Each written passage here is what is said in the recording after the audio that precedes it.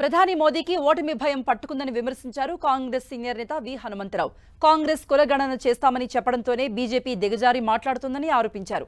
BJP రిజర్వేషన్లు రాజ్యాంగం తీసేస్తామని అంటోందని, కాంగ్రెస్ కు ఓటేస్తేనే బడుగు బలహీన వర్గాలకు న్యాయమన్నారు విహెచ్. రాహుల్ గాంధీ కన్యాకుమారి నుంచి కశ్మీర్ వరకు పోయి ఆ తర్వాత న్యాయయాత్ర ఎవడు ఆపలేడు.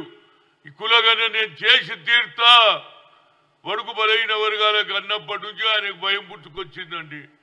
ఒక ఆయననేమో ఇటలీ కాంగ్రెస్ అంటాడు, ఇంకో ఆయననేమో 5 ప్రధానమంత్రులు అవుతారు నేను పోతే అని చెప్పడం వల్లనే ఆయనలో నిరాశ నిస్పృహ వచ్చింది. అందుకుంటే ఇలాంటి భాష మాట్లాడుతున్నాడు.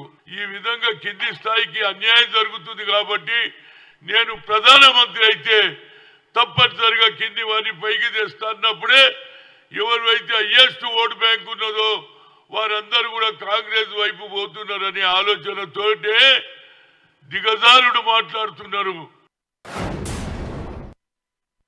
నా ఒక్క ఓటుతో ఇంటికి ఉచిత రేషన్ వచ్చింది. ఇప్పుడు నేను వేసే ఓటుతో 5 ఏళ్ల పాటు ఉచిత రేషన్ వస్తుంది. ఇది మోదీ గ్యారెంటీ.